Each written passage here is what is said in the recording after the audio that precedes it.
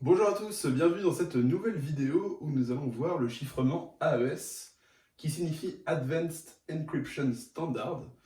C'est un des standards de chiffrement actuels que l'on peut trouver sur les systèmes cryptographiques, donc qui a été créé en 2001 et donc qui est la référence dans tout ce qui est chiffrement symétrique. Donc tout d'abord, on va voir un petit prérequis, opération dans un corps fini. Ensuite, nous allons voir la structure de données AES. Ensuite, 4 opérations nécessaires pour AES, donc ce sont des opérations élémentaires qui vont elles-mêmes constituer le corps de l'algorithme. Donc nous verrons l'algorithme entier à la fin dans le fonctionnement AES. Donc tout d'abord, nous allons voir comment marchent les opérations sur corps fini. Donc nous, on va prendre un corps fini de taille 2 puissance 8, donc de taille 256. On prend ce nombre parce que c'est la taille d'un octet, donc on verra que dans le chiffrement AES, c'est plutôt pratique. Alors donc, comment ça marche concrètement? Nous allons avoir deux opérations qui vont être l'addition et la multiplication. Et qu'est-ce qui va se passer? En fait, on va faire des additions sur des nombres qui sont entre 0 et 255. Et quand on va les additionner, ça va toujours donner un nombre entre 0 et 255. Donc un nombre entier, compris dans ces intervalles. Et donc, on va avoir deux opérations qui sont l'addition et la multiplication, mais attention, ce ne sont pas les additions et multiplications qu'on connaît. L'addition, donc, on va le voir après, c'est comme le XOR, donc c'est noté avec un plus entouré. Et la multiplication, c'est pas un point comme on le connaît, juste un petit point comme ça, c'est un point un petit peu plus gros. Et donc, on va voir la méthode pour faire les additions et les multiplications dans cet ensemble. Nous commençons par l'addition avec trois exemples concrets. Donc le premier exemple va être d'additionner 57 et 83. Attention ici, petit piège. 57 et 83, ils ne sont pas écrits sous forme décimale, mais sous forme hexadécimale. Donc on va voir ça juste après. Et notre première étape va être de transformer ces nombres en binaire. Et donc pour transformer les digits hexa en binaire, il faut se référer à la petite table ici. Il nous suffit juste de recopier à chaque fois le chiffre par son équivalent binaire. Donc tout d'abord, on a le chiffre 5 en hexadécimal qui vaut 0101 en binaire. Donc on a juste à l'inscrire ici à gauche de cette parenthèse. Et on fait de même pour le digit 7 qui vaut ici 0111. Et de même pour le 8 et le 3. La prochaine étape va être d'effectuer l'addition. Donc ici l'addition, ça s'appelle l'addition XOR ou l'addition modulo 2. Qu'est-ce que veut dire cette addition? C'est quand on fait 0 plus 0, ça vaut 0. 0 plus 1, ça vaut 1. Mais 1 plus 1, ça ne vaut pas 2, parce que nous sommes modulo 2. Ça vaut donc 0. On va tout d'abord poser l'addition. Donc ici, en posant l'addition, donc en recopiant ce nombre ici et ce nombre ici, il nous suffit juste ici de voir les différentes associations de 0 et de 1 pour pouvoir trouver notre résultat. Donc tout d'abord, nous avons 1 plus 1, donc 1 XOR 1, ça vaut 0, parce que 1 plus 1, 2, mais 2 modulo 2, ça vaut 0. 1 XOR 1, ça vaut 0. 1 XOR 0, ça vaut 1. 0 XOR 0, c'est 0. 1 XOR 0, c'est 1. 0 XOR 0, c'est 0. 1 et 0, 1. 1, 0 et 1, 1. Et donc nous obtenons notre résultat de l'addition. Alors aussi, à noter que le XOR, c'est quand nous avons deux nombres pareils, ça vaut 0, et quand nous avons deux chiffres différents, ça vaut 1. Donc c'est une autre façon de le voir. Et donc nous avons une petite dernière étape qui suffit de transcrire le binaire en hexadécimal. Donc ici, 1, 1, 0, 1. Donc ça commence par un 1, on va regarder vers la fin du tableau. Nous tombons sur D. Et ensuite, 0, 1, 0, 0. Ça commence par un 0, donc on va regarder vers le début. Ici, 0, 1, 0, 0, c'est 4. On note 4.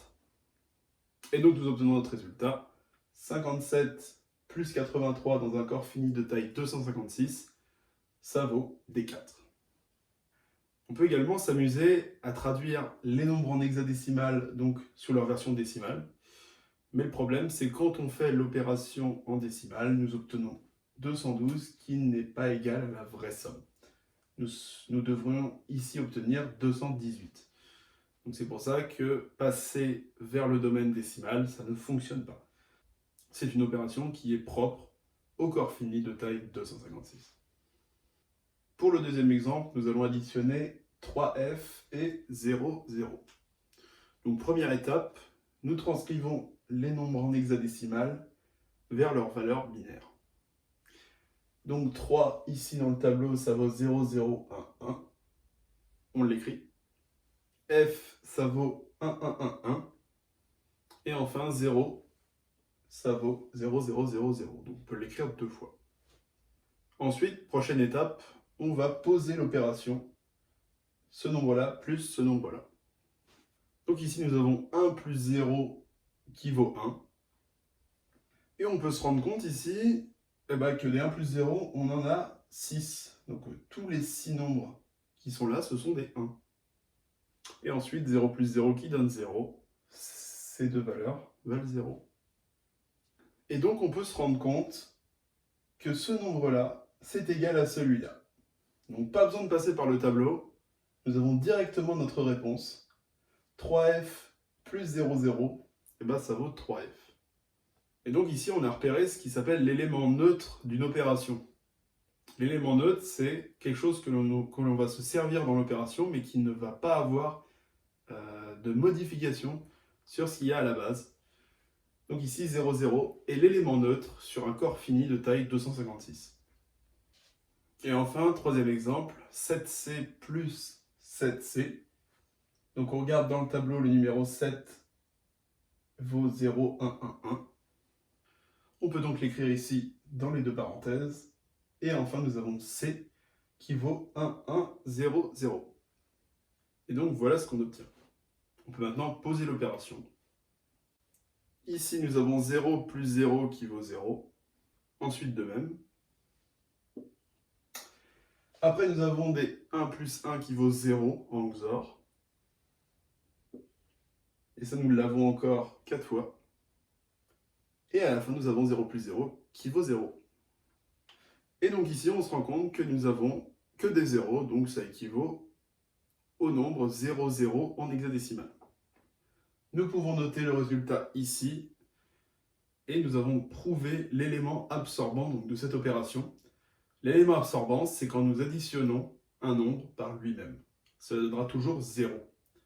Pourquoi ça donnera toujours 0? Parce qu'on l'a vu, l'addition XOR, quand nous additionnons deux nombres pareils, ça donne toujours 0. Donc on en a terminé pour l'addition et nous allons commencer la multiplication. Et donc à présent, nous allons voir la méthode pour faire la multiplication. Donc, première étape, c'est comme l'addition. Il faut transformer le nombre en hexadécimal vers un nombre en binaire. Nous allons recopier alors les valeurs ici, donc du 5 qui vaut 0, 1, 0, 1. Le 7 vaut 0, 1, 1, 1. Le 8, 1, 0, 0, 0. Et le 3, 0, 0, 1, 1. Ensuite, la prochaine étape va être de transformer ces nombres binaires en polynômes. Donc tout d'abord, ce qu'on va faire, c'est qu'on va noter pour chaque bit de l'octet quel est son correspondant en polynôme. L'objectif ici va être de créer des polynômes, donc ici qui vont de x0 à x7. Et donc comment ça va marcher? Notre polynôme de gauche, ça va être 1 fois x0 plus 1 fois x1 plus 1 fois x2 plus 0 fois x3 plus 1 fois x4 plus 0 fois x5 plus 1 fois x6 et plus 0 fois x7. Et donc voici le polynôme que l'on obtient. x6 plus x4 plus x carré plus x puissance 1 plus x puissance 0, donc qui correspond à cet octet. Donc là, on va faire la même chose pour le membre de droite. Donc ici, avec x7 plus x puissance 1 plus x puissance 0. Prochaine étape, ça va être de multiplier ces deux polynômes avec la multiplication qu'on connaît. Donc ici, il s'agit d'une distributivité. Nous faisons x puissance 6 multiplié par x puissance 7, qui donne x puissance 6 plus 7, donc ça donne x puissance 13, plus x6 fois x1, donc x6 plus 1 qui donne x7, x6 fois x0, donc c'est x6 plus 0 qui donne x6. Et ensuite, nous faisons pareil avec x4 multiplié par les trois termes, x2 par les trois termes, etc. Donc ici, je ne vais pas détailler les explications, c'est la même logique.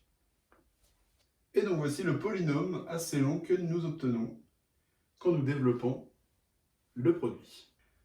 Objectif ensuite va être de regrouper les termes qui valent la même chose. Donc par exemple, nous avons ici un x1 et un autre x1. Donc on va l'écrire 2x1. Et donc voici le polynôme que nous obtenons. x13 plus x11 plus x9 plus x8 plus 2x7 plus x6 plus x5 plus x4 plus x3 plus 2x2 plus 2x1 plus x0. Ici, la prochaine étape va être de supprimer les termes avec un 2 devant. Pourquoi? Parce que tout simplement, en fait ici on reprend ce qu'on a vu dans l'addition modulo 2, l'addition XOR. Quand nous avons 2 fois quelque chose, en fait 2 c'est 0 modulo 2. Et en fait on garde un petit peu cet esprit. Quand nous avons un 2 ici, en fait ça correspond à 0 fois quelque chose. Donc ces termes-là, ils s'en vont. Et donc nous obtenons ce polynôme final. Alors attention, ce n'est pas terminé. La prochaine et dernière étape va être de calculer ce polynôme modulo ce polynôme. Alors ici, ce polynôme est choisi pour le fait donc, que ça fonctionne pour un corps fini de taille 256. Alors je ne saurais pas vous dire dans les autres tailles de corps fini. Donc, pour celui-ci, qui est énoncé donc, dans les règles de l'AES, que nous verrons après, c'est bien x8 plus x4 plus x3 plus x1 plus x0. Alors comment on fait pour calculer un polynôme modulo un autre polynôme? En fait, il faut se rappeler la définition du modulo. Qu'est-ce que le modulo? C'est le reste de la division euclidienne. Et des divisions euclidiennes de polynômes, ça existe. Donc on va le faire. On va faire la division de ce polynôme par celui-ci. Et dès qu'on ne pourra plus effectuer la division, nous obtenons un reste. Et ce reste sera notre résultat, que nous transformerons en nombre hexadécimal. On va effacer tout ça et on va noter la division. Et donc voici la traduction du polynôme rouge modulo le polynôme vert. C'est la division du polynôme rouge par le polynôme vert. Comment faire une division de polynôme? Donc il faut ici regarder le terme le plus élevé, qui est x13, et regarder le terme qui est le plus élevé ici. Et donc pour obtenir x13, nous devons faire x puissance 5 fois x puissance 8. Donc on écrit x5 ici. Ensuite, nous multiplions x5 par le polynôme vert. Ensuite, nous faisons la soustraction de ce polynôme par celui-ci.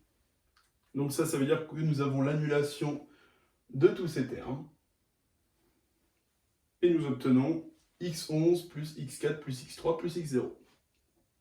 Alors ici, on n'a pas terminé parce que x11 est toujours supérieur à x8. Combien il y a de fois x8 dans x11? Il y en a x puissance 3.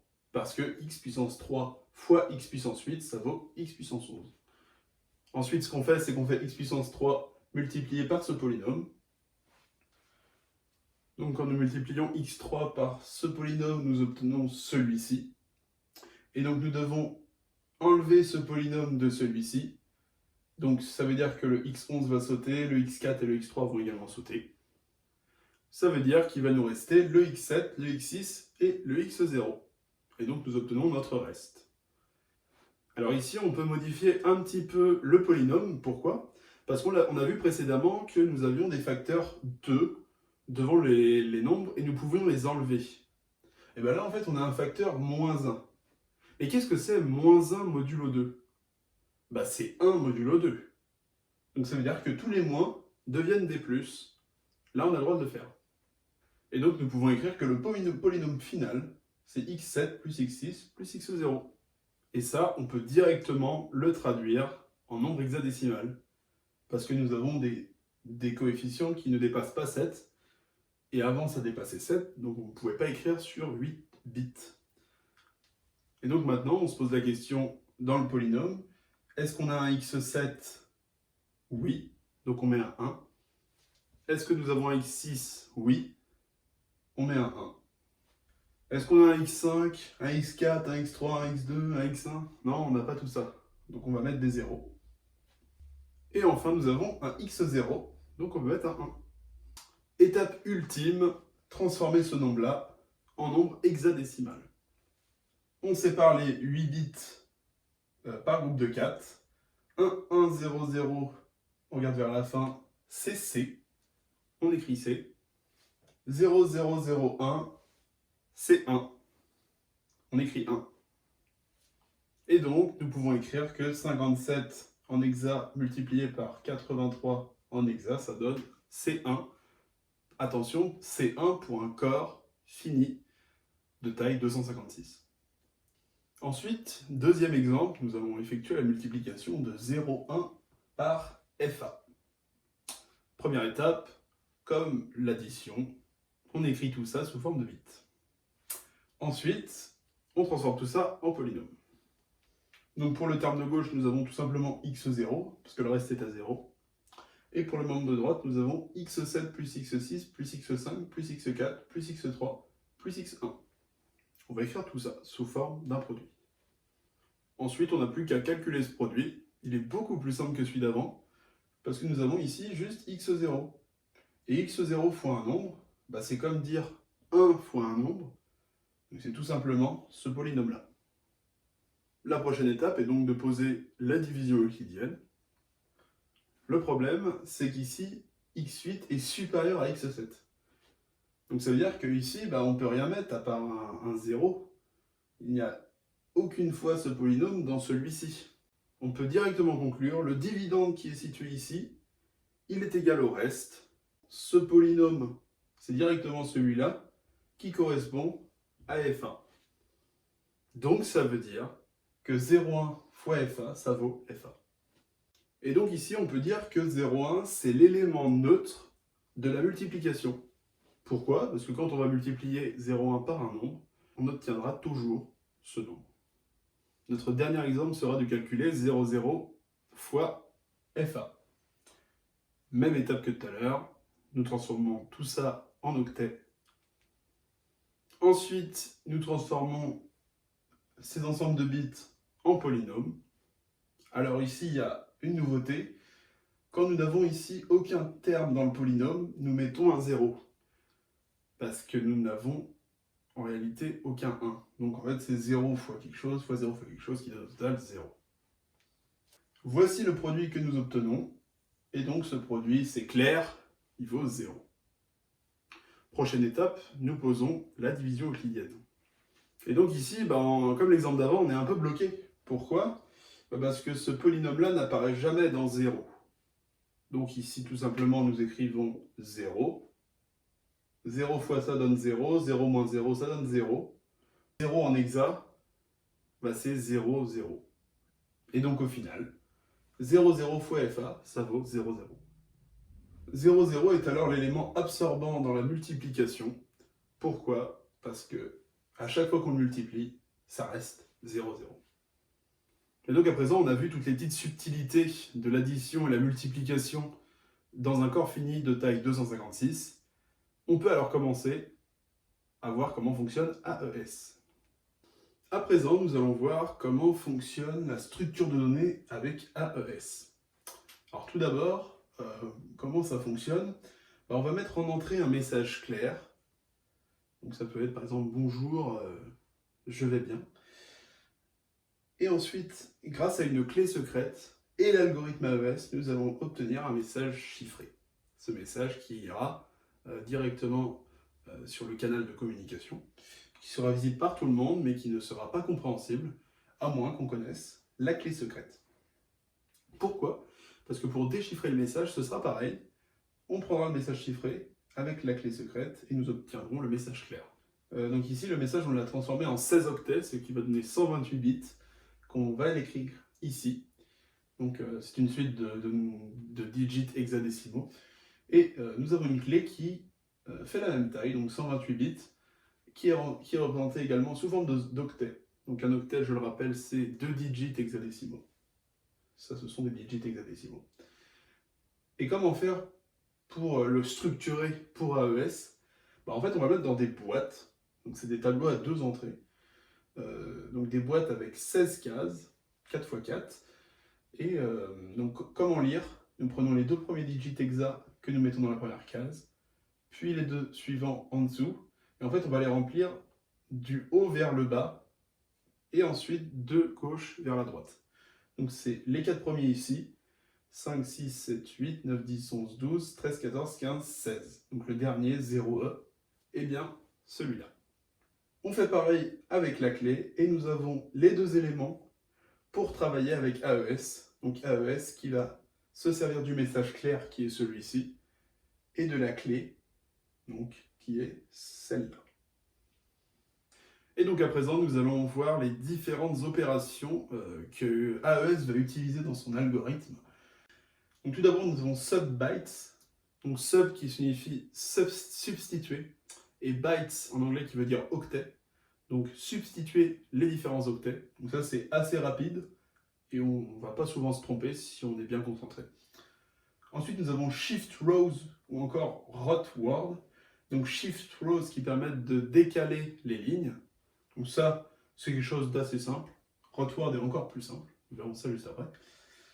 Ensuite, nous avons add round key. C'est un petit peu plus complexe parce que nous avons des opérations d'addition dans corps fini taille 256. Et enfin, mixed columns. Donc c'est une opération qui est un peu plus compliquée. Donc c'est pour ça que j'ai mis 4 étoiles et qui prend beaucoup de temps si on fait l'algorithme à la main. Où là on aura de l'addition et de la multiplication, donc sur corps fini, de taille 256. On va tout de suite commencer par subbytes. Donc tout d'abord, pour l'opération subbytes, nous partons avec notre tableau à 16 cases, et notre but va être de remplacer chaque octet par la valeur qui est correspondante dans le tableau de référence. Donc ce tableau de référence, je vais l'afficher maintenant. Et comment lire ce tableau?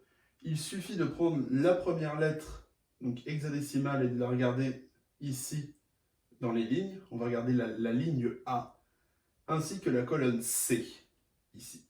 Et donc ça va nous donner un nombre qui est 9, 1, et on va l'inscrire ici. Pareil pour B1 qui donne C8, et ainsi de suite sur tous les octets du tableau. Ensuite, pour l'opération shift rows, ce qu'on va faire, c'est qu'on va regarder chaque ligne de notre tableau. Sur la première ligne, on ne va rien faire, on va recopier les valeurs. Sur la deuxième ligne, on va décaler de 1 vers la gauche. Ça veut dire que le 55 va se retrouver là, le 66 va se retrouver là, le 77 va se retrouver là, et le 4 qu'on a bougé là, il va se retrouver à la fin. Ensuite, troisième ligne, on décale de 2. Donc le AA, touk touk, il se retrouve tout à gauche. Le BB, touk touk, il se retrouve là. Le 8-8, il se retrouve ici, parce qu'on l'a décalé de 2 vers la gauche, donc il apparaît là. Et le 9-9, il apparaît tout à droite. Et sur la dernière ligne, on décale 2-3 vers la gauche. Donc le FF, il se retrouve tout au début. Le EE, touk touk touk, il se retrouve là, à la fin. Le DD, 1, 2, 3, il se retrouve ici. Et le CC, 1, 2, 3, il se retrouve là. Donc voilà comment fonctionne Shift Rows. Donc ensuite, nous avons le rot word. Donc là, ça ne s'applique plus sur la matrice 4x4, mais sur un vecteur. Et en fait, qu'est-ce qui se passe? Nous allons monter les 3 dernières valeurs vers le haut. Et la dernière, celle qui est tout en haut, elle va arriver en dessous. Donc c'est comme si au lieu de faire un shift row sur une ligne, on fait ça sur une colonne, et de 1 vers le haut. Ensuite, afin de préparer l'étape add round key, nous devons passer par l'étape key schedule, qui va nous permettre de générer les différentes round keys. Donc round qui signifie tour. Nous verrons après que l'algorithme AES possède 10 différents tours. Ne vous inquiétez pas, nous allons développer ça par la suite. Donc qu'est-ce qui va se passer? Tout d'abord, nous devons remplir la première colonne de la round key. Comment faire? Nous prenons la première colonne d'avant, donc celle-ci, que nous allons écrire en bas. Ensuite, nous allons faire le rotword de cette colonne, c'est-à-dire nous prenons les trois dernières valeurs que nous montons, et le 0,1 passe en dessous. Et enfin, nous ajoutons le rotcon du tour associé. Donc ici, nous sommes sur le tour 1, et le tour 1, ça correspond à ces nombres-là. Nous le recopions. Alors, il faut savoir que rotcon, c'est une constante qui a été définie par les créateurs d'AES. Et donc, ça ressemble à ça. 7A plus 7A, on a vu, c'est l'élément absorbant. Ça vaut 0. Et 0 plus 1, 0 est l'élément neutre, donc ça vaut 1. 0, 1. Ensuite, BC plus BC, c'est l'élément absorbant, donc ça vaut 0. 0 plus 0, ça fait 0. AB plus AB, ça vaut 0. Plus 0, ça vaut 0. Et de même pour la dernière ligne. 0,1 plus 0,1, ça vaut 0. Plus 0, ça vaut 0. Et donc nous obtenons ici un vecteur que nous pouvons renseigner dans la première colonne. Et ça, c'est la méthode pour remplir la première colonne de chaque round key. Pour les trois autres colonnes, c'est différent. Ce qu'on va faire, c'est qu'on va prendre la colonne qui est ici, la colonne qui est là. Nous allons faire tout simplement un XOR, donc c'est-à-dire l'addition qu'on a vue en début de vidéo, et ça va donner la nouvelle colonne. Et pour cette colonne-là, on va prendre cette colonne plus cette colonne. Pour cette colonne-là, nous allons prendre, logiquement, la colonne d'avant et cette colonne-là. Donc c'est toujours cette colonne-là, 2 et cette colonne-là. Et après, on obtient notre round key 1 qui va nous permettre de faire l'opération add round key, qu'on va voir tout de suite. Alors aussi, il faut savoir que quand on sera sur la round key 2, sur la première colonne, on ne fera pas celle-là plus celle-là. On fera celle-là, plus le rotword de celle-là, plus le rotcon du 2. Et ainsi de suite jusqu'à la round key 10. Donc ensuite, pour la partie add round key, nous avons une addition de matrices. Donc comment ça marche? Pour faire l'addition de ces deux matrices, nous prenons ce terme plus ce terme qui vaut celui-là, ce terme plus ce terme qui vaut celui-là, et ainsi de suite. Comme une addition de matrices qu'on peut voir avec des nombres réels. Donc pour faire la round key, on prendra le tableau qui sera donc lors de l'algorithme AES. Donc on verra que le tableau changera au fil de l'algorithme pour à la fin donner le message chiffré. Et donc ensuite, round key n qui sera associé au numéro du tour. Donc les tours, on verra ça dans la dernière étape. Ça nous donnera cette matrice. Et enfin, la dernière étape que nous allons voir avant le fonctionnement d'AES est mix columns. Donc nous partons de l'état actuel de notre tableau. Et ce qu'on va faire, c'est qu'on va prendre une colonne et on va la multiplier par une matrice qui va être constante, qui a été définie lors de la création d'AES. Et en fait, à chaque fois, on obtiendra ici une nouvelle valeur qui correspondra à ce calcul. Donc on peut voir que le calcul, il n'est pas si simple parce qu'on a 4 multiplications. On avait vu que les multiplications, ça prenait du temps à faire la division euclidienne, etc. Et après, on a en plus 3 additions. Alors donc ça paraît un peu plus rapide que ce qu'on pense, parce qu'en fait, on va avoir des multiplications avec 0,1, et on a vu que 0,1, c'était l'élément neutre. C'est-à-dire que si on multiplie par 0,1, on garde le même nombre. Donc en soi, c'est pas si grave. Par contre, c'est un peu plus pénible quand on multiplie par 0,2 et 0,3, parce que du coup, on doit bien évidemment faire la division euclidienne et tous les petits calculs. Si on regarde la matrice qui est là, on peut remarquer qu'on a fait une opération shift rows, mais ici, au lieu de shift vers la gauche, on shift vers la droite. Ici, ces trois membres sont arrivés à droite, et le 1 est passé ici. On shift à chaque fois vers la droite. Bon, c'est assez intéressant. Et du coup, on obtient ici les 4 valeurs, donc ça veut dire que quand on fait tout ce calcul, on tombe sur une valeur hexadécimale. Donc c'est pour ça que là, le tableau est le plus grand, c'est pour mettre l'ensemble de l'expression. Mais sinon, quand on fait le calcul, c'est beaucoup plus réduit, on a seulement 2 digits exacts. Et donc, on doit faire ça pour les 4 colonnes. Et donc maintenant que nous avons vu les différentes opérations utilisées dans AES, on va voir l'algorithme global. Première étape d'initialisation, nous passons la clé dans le key schedule pour obtenir les round keys de 1 à 10. Ensuite, nous prenons le message clair. Avec la clé, nous faisons un add round key. Nous obtenons donc un autre tableau. Et en fait, ici, le tableau, il va passer dans l'algorithme donc avec un subbyte, un shift rows, un mid columns et ainsi qu'un add round key. Cet add round key qui correspondra au numéro du tour correspondant. Ici, on est sur le premier tour, donc round key 1. Mais par contre, on redevra faire un autre tour, et là, on utilisera round key 2. Et ici, en fait, notre petit tableau à 16 cases, et ben, en fait, il va se balader, et puis il va, bien évidemment, changer. Donc ici, 9 fois, 9 tours, on fait. Parce qu'en fait, le 10e tour, il est assez spécial, parce qu'on ne va pas faire de mix columns. Ici, nous passons la round key 10 dans l'add round key, donc ici c'est subbyte, shift row et add round key. Et enfin, notre tableau, ce sera le message chiffré. Donc la vidéo est à présent terminée. Si vous avez des questions, n'hésitez pas à le faire dans les commentaires. Et moi je vous dis à la prochaine.